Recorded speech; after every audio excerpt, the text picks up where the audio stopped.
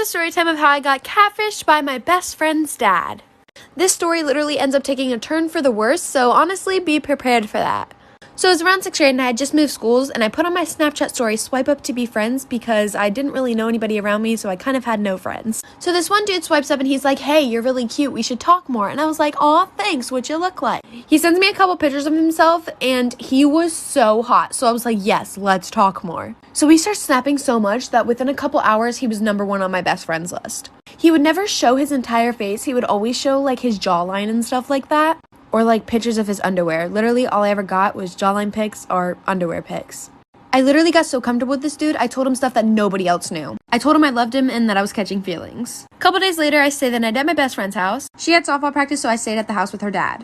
Once we get back to her house, after dropping her off at softball practice, he said he had a big surprise for me. I'm running out of time, like for part 2.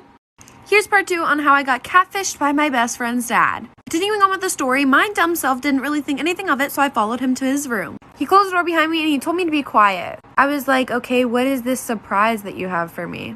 He pulled out his phone and he showed me his Snapchat. And it was the Snap account that I have been snapping for the past couple of weeks. And the same guy that I confessed my love for. Mind you, I'm pretty sure her dad was in his mid-40s at the time. And I was only 12. He told me to give him my phone because I needed to be punished for my actions, so I did. I only did because I was honestly terrified and I had no idea what else to do. He told me since I told him I loved him, I needed to show him that I loved him. And he starts to take his pants off. I turn around and I run out the room and out the house. My house was only a couple houses down, so I ran all the way down to my house and told my mom everything that happened. I don't know if she really believed me, but he ended up convincing us not to press any charges against him. And I was never allowed to see my best friend nor him ever again. P.S. I never got my phone back and we had to move again.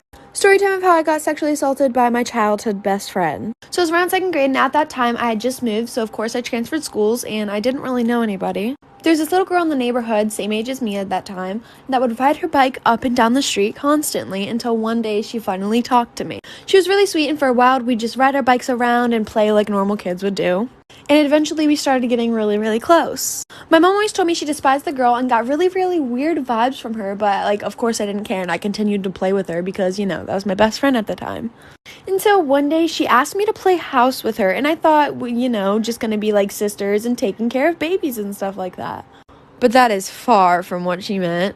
Mind you, we were both in 2nd grade. She started to touch me and once I hesitated, she cautioned me that everybody does it and this was okay. Then she started telling me about the birds and the bees. I nicely nodded my head and just disagreed with her, and when I got up to leave, she pushed me back down to the floor. I'm running out of time, like for part 2. Part 2 of how I got sexually assaulted by my childhood best friend. So continuing on with the story, after she pushed me down to the ground, she continued to touch me in all the places that I did not want to be touched. Keeping in mind that we were only in 2nd grade, I found this very strange. It was known as my no-no square, so I honestly did not want to be touched there. After a while of convincing, I finally just stayed still and she continued to do stuff to me. Finally, she let me go home, and as I was walking out the door, she whispered in my ear, "If you ever tell anybody about this, I will snitch on you and reverse the story." Honestly, I was just traumatized about what just happened, so I kept it to myself, and I honestly did not want to tell anybody because I didn't think anybody would believe me anyways. She continued to do this for about a couple months, and heaven only knows if I was the only person that she did this to. Because she did hang out with a couple other girls, and they honestly seemed a little scared of her. Anyways, to this day, she still sends me pictures of us from when we were children, acting like nothing ever happened. I don't know if there was something going on with her that I did not know, but to this day, it honestly still traumatizes me that a 2nd grader could do something like that. Story time. Okay, so there was this one teacher in middle school that nobody ever really liked. She always woke up on the wrong side of the bed. So this one girl that she picked on in particularly, literally her phone would be in her back pocket and she'd send it to the office because you could see it. And it was out when it was just in her back pocket. Or like one day the teacher told her that she could put her head down because she didn't feel good. And then she called on her and then like her head was down and she sent her to the office saying that she wasn't listening and being disrespectful when literally she didn't even do anything wrong. So she decided that when the teacher was not looking, she put a whole bunch of this super glue, I think. I don't really remember what glue it was.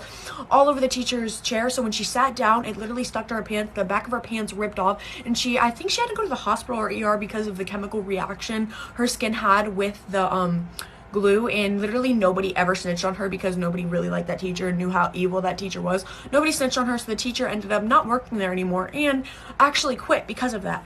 And I'd do it again.